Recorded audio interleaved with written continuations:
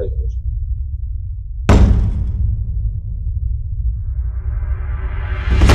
Shuriken Haramitsu Dai Kugyo.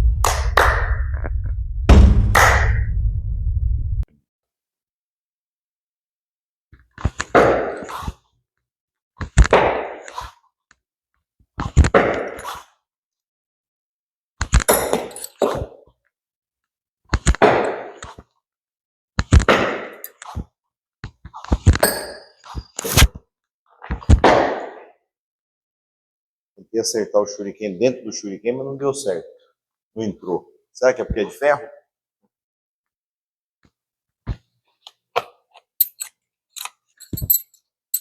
Gosto de começar o treino sempre com o Shuriken. Sempre com arma de arremesso, porque é hora de você equalizar seus pensamentos. Então, do jeito que eu começo a jogar o Shuriken, eu já começo a perceber como que tá os meus pensamentos, ou seja, como que tá meu espírito naquele dia. E aí é a hora de você conseguir equalizar. Como é que você faz isso? Se concentrando na prática. O Shuriken, ele é uma arma diferenciada. Como você tem que arremessar, então não é somente a questão física, a questão do corpo, mas você tem que colocar a intenção naquilo que você está fazendo. Por exemplo, se eu tiver que jogar de uma distância maior, eu tenho que mudar o bastão aqui na minha mão, né? O Bo Shuriken na minha mão, só que eu também tenho que mentalizar aqui o giro que eu vou fazer com que o Shuriken faça no ar, né? Por exemplo, eu estou numa distância maior agora, né? Então não dá mais para eu jogar, ó, ele nessa forma tradicional aqui, ó. Pode ver que muito provavelmente eu não vou conseguir acertar, ó. Viu? Agora eu tenho que mudar a forma de arremessar. E não é só mudar isso aqui. Eu tenho que mudar também a minha visão sobre o que eu vou acertar lá.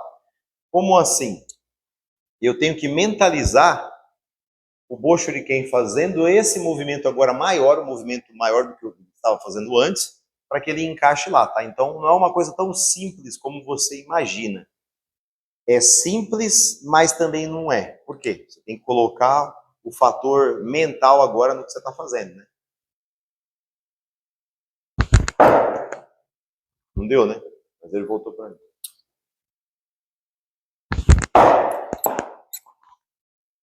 Mesma forma, ó.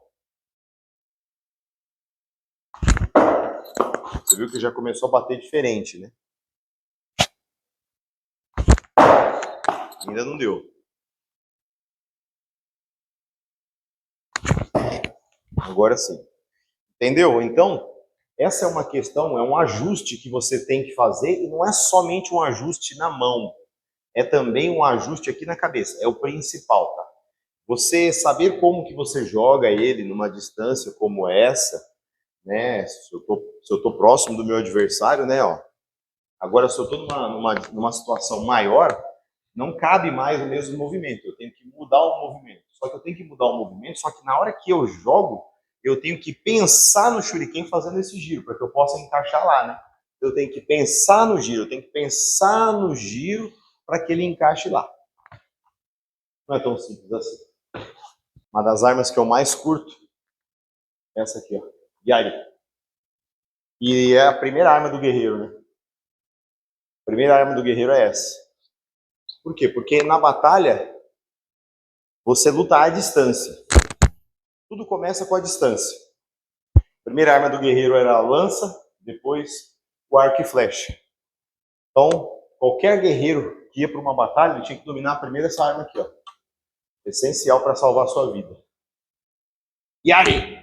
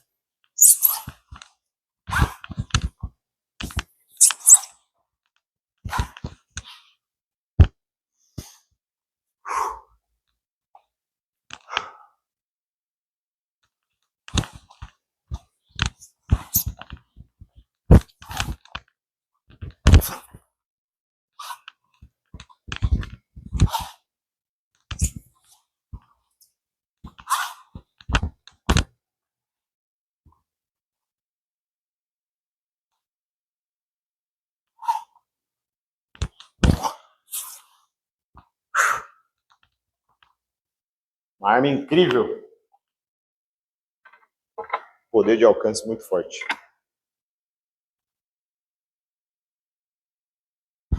Essa semana, a gente está estudando aqui no Dojo sobre o código do Dojo.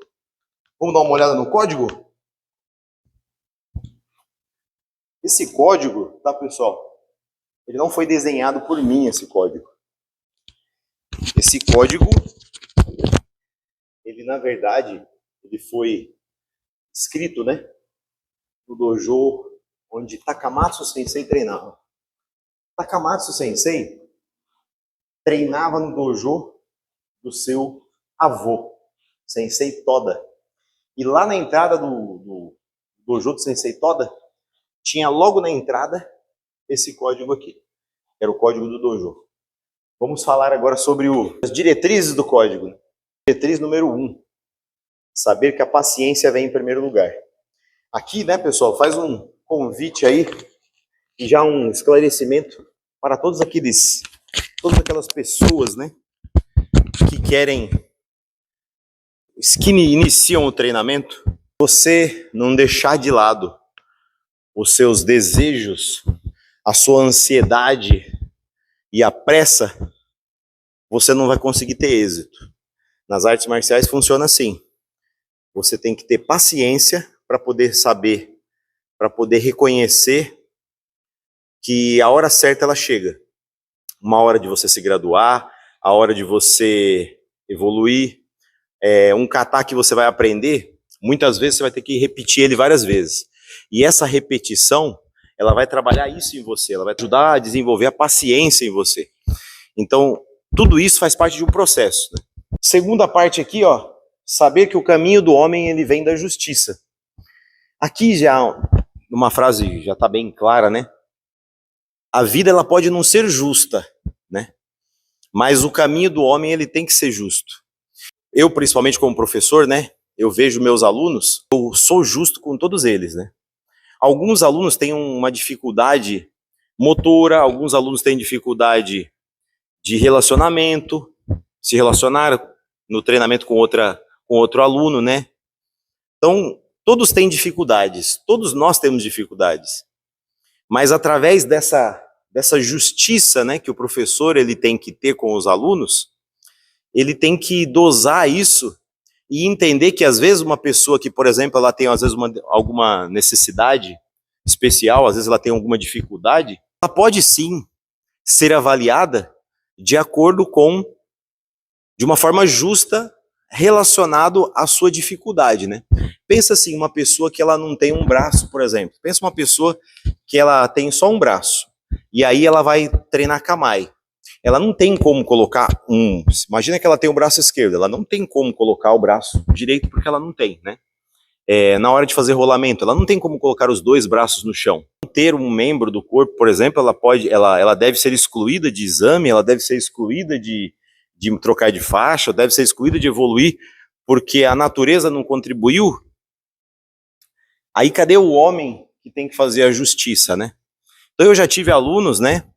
Eu tive um aluno uma vez que ele era deficiente auditivo. E aí no exame dele, eu tinha que fazer isso aqui, ó. Eu tinha que escrever todo o exame dele na lousa e eu ia mostrando para ele, ó. Faz isso. Faz isso. Ele ia assistindo, ia fazendo, né? Então, para os outros alunos que não tinham essa deficiência, eu não mostrava nada. Eles têm lá o plano de estudo deles, eles têm que estudar e mostrar. Então, é justo para que um aluno que tem essa deficiência ajude ele nessa questão e com os outros que não têm essa deficiência, eu não permita que eles olhem, por exemplo, na lousa. É justiça, fazendo justiça com um aluno, né? Essa parte aqui é muito interessante, ó. Renunciar à avareza, preguiça e obstinação. A avareza é a miséria, né? São 3 defeitos, são 3 coisas muito graves que tem aí no meio não somente no meio das artes marciais, mas também na vida, né? E a gente tem que destruir isso, né? Das 3 aqui, ó, eu falo para vocês que a que eu mais odeio é essa daqui, a segunda aqui, ó, a preguiça. Né? A avareza é a miséria, né? a pessoa ela ser mesquinha, tem o apego, né? Isso aqui, na verdade, quando a gente fala avareza, não é no japonês, né, pessoal? Tem muitas variações aí. Quando a gente está falando da avareza, a gente está falando também na questão principal, da questão do apego. É você se apegar, você apegar-se tanto àquilo que você tem. Quando você se apega tanto a uma ideia, você deixa de aprender. Vou dar um exemplo. Imagina um aluno que treina uma outra arte marcial e resolve começar a praticar ninjutsu.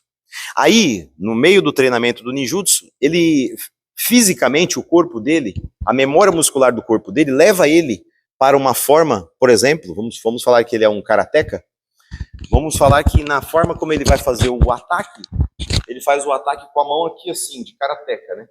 Só que no nosso treino, a mão ela não é colocada aqui dessa forma, ela é colocada aqui na frente. O próprio treino que ele teve na outra arte marcial vai fazer com que ele tenha esse apego pela modalidade. Só que quando ele está treinando outra modalidade, ele tem que desapegar dessas questões aí. Ele tem que desapegar para poder aprender do zero, aprender como se fosse o primeiro. Eu já tive alunos que vieram de outras artes marciais e esse é o momento que a gente vai corrigindo. Olha, sua mão é mais para cá, aqui é assim, vai fazendo correções. Tive pessoas que vieram de outras modalidades aí também, que a gente vai fazendo as correções. Por quê? Porque a partir do momento que você vai ensinar do zero, a pessoa ela tem que se desapegar daquilo que ela carrega para que ela possa aprender de uma forma nova, né? Imagina que você tem o copo cheio, seu copo está cheio, o copo representa seu conhecimento. Só que o meu copo também está cheio, o meu copo representa o meu conhecimento. O meu conhecimento não cabe dentro do seu copo, porque vai transbordar tudo, muita coisa vai se perder. Então o que você tem que fazer com o seu copo? Tem que se desapegar, né? Se esvaziar, para que eu possa colocar o conhecimento dentro do seu. Preguiça é a pior para mim de todas, né? Porque a pessoa preguiçosa, ela não prospera de jeito nenhum. Então, por mais que dentro da arte marcial você precisa de desempenho, tem que desenvolver aquilo, e não cabe essa preguiça justamente com quem pratica arte marcial e nem com quem pratica nada na vida, né? A obstinação, ele tem dois lados, né? A obstinação é aquela teimosia. Então por que eu falo que tem dois lados? Porque tem um lado bom e tem um lado ruim. O lado ruim, que é o que a gente está falando aqui, é a pessoa ela tá tão presa na ideia dela, tá tão presa na forma dela, que tem total ligação lá com a primeira parte, né? O apego, né? Tá tão presa na ideia dela que ela não consegue aceitar o novo. E aí imagina uma pessoa que eu já tive aluno assim também, tá? A pessoa assim que ela não são aqueles alunos que não adianta, eles não vão para frente, não vão se tornar discípulos no futuro, né? Aquela pessoa que sempre questiona tudo, está sempre questionando. Nas artes marciais, você precisa aprender o processo. O seu professor, ele te passa o processo, você segue aquele processo, você tem que ter confiança total no processo que o professor está te passando. Porque senão, que você está lá aprendendo? Não tem lógica. Então, se tem um professor que carrega no seu nome uma tradição, né, e tem todo um monte de coisa para te passar, um monte de informação, um monte de coisas para você estudar lá no seu dojo, como que você vai chegar no dojo questionando tudo? Ah, mas por que eu tenho que fazer assim? Ah, mas por que eu tenho que socar desse jeito? Por que a minha postura ela tem que ser baixa quando... As perguntas, elas movem o mundo, eu concordo que é interessante que o aluno ele pergunte para que ele possa ir abrindo os horizontes dele. Só que tem pessoas, eu estou falando sobre aquelas pessoas que são aqueles questionadores, aquelas questões que não vão levar um resultado, na verdade, né? Não vai trazer esclarecimento, vai trazer só mais confusão, né? Sabe? Imagina você tá lá ensinando uma técnica, ó, a pessoa ela vai te atacar, você bloqueia e você faz um ataque capturando o braço dela. Mas e se ele fizer tal coisa? Mas e se ele... Quando a pessoa começa a colocar muito si na história, aí foge da realidade. E para você ensinar para uma pessoa um processo, uma chave, um arremesso, um estrangulamento, seja lá o que for, ela tem que entender que tem um processo que ela tem que entrar para ela poder aprender, para que dali para diante, quando ela tiver um conhecimento, aí sim sejam aplicadas outras questões dentro das técnicas. Duro que as pessoas de hoje em dia, elas não têm paciência, que é isso aqui, ó, que é o primeiro, né? Já tá aqui no primeiro, na primeira posição, não é à toa. As pessoas de hoje em dia, elas querem tudo para ontem, porque elas vêm de uma era que é a era da informação. Então elas querem instalar o dedo e elas querem informação. Como que faz para sair de um estrangulamento no pescoço? Como que faz se uma pessoa segurar aqui por trás? Como que faz? Elas têm muitas perguntas e elas esperam que você responda as perguntas delas. Só que a principal pergunta que elas têm que responder é: quando é que você vai começar a treinar? Porque a partir do momento que você começa a treinar, você começa a desenvolver, sim, o processo de aprendizagem de alguma coisa, né? Seguindo aqui, reconhecer a tristeza e a preocupação como natural e buscar o coração imutável. Aqui a gente leva para o ensinamento do Chiquinho, né? Que é você entender que todas as experiências, elas possuem a chave para o mundo que você procura. Reconhecer que a tristeza e a preocupação são coisas naturais, você tem que entender que vai ter dias que você vai acordar bem e vai ter dias que você não vai acordar tão bem. Ninguém acorda motivado todos os dias. Você não acorda todos os dias, que beleza, hoje eu vou correr 10 quilômetros. Muito pelo contrário. O ano passado não teve um dia sequer que eu acordei com essa vontade de correr 5, 10 quilômetros. Nunca acordei com essa vontade. Então a questão é, mas mesmo assim eu corria. Por quê? Porque eu disciplinei a minha mente para não ouvir o meu cérebro. Então você tem que disciplinar a sua mente para você não ouvir seu cérebro. Seu cérebro, ele vai falar assim: você começou a correr, seu joelho agora começou a doer. Você começou a correr, agora que está doendo agora é seu calcanhar esquerdo. Agora está puxando aqui atrás da coxa, ó. Você começou a treinar e não abaixa muito a base não, porque dói, porque você trabalha muito aqui, ó, o quadríceps e vai doer a musculatura. Não faça isso não. O seu cérebro, ele sempre vai querer te manipular. E você tem que aprender a deixar de ouvir o que o seu cérebro diz. Buscar o coração imutável. Buscar o coração imutável é o sentimento de Fudoshin. O sentimento de Fudoshin, uma mente imutável. Uma mente e um coração imutável é praticamente a mesma coisa. É algo que não pode ser perturbado. Ninguém perturba a minha mente, ninguém entra dentro do meu coração.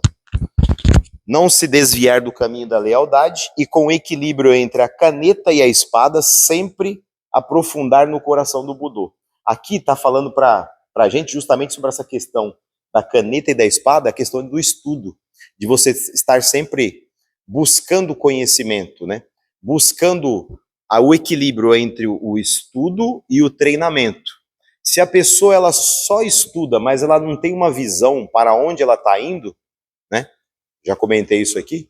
Quando a pessoa ela tem um sonho, né? O sonho ele é uma visão. E se você não tem a ação, você está sonhando acordado. E se você tem só o treinamento, mas você não é direcionado por ninguém, você não tem a visão. E aí é como se você estivesse dentro de um pesadelo. Bom, esse aqui é o código do dojo. O código do dojo ele vem do mestre do Sensei Takamatsu, Sensei Toda, que foi avô dele. E é um código que a gente segue aqui no nosso dojo também, porque ninjutsu vem da Bujinkan, e a Bujinkan é uma arte marcial tradicional, então todas as formas tradicionais nós seguimos aqui. Seguir uma arte marcial, pessoal, não é apenas você seguir a linha, não é só você seguir os kamais, não é só você seguir a forma de defesa ou como usar as armas, é você seguir de coração, é você ter a atitude de um artista marcial. A atitude de um artista marcial, ela vai além do que meramente você ter um bom kamai. Um bom kamai é uma boa atitude. O kamai, a atitude, ela se revela através daquilo que você é, daquilo que você mostra para as pessoas. Certo? Não se esqueça de deixar o like, ativa o sininho para não perder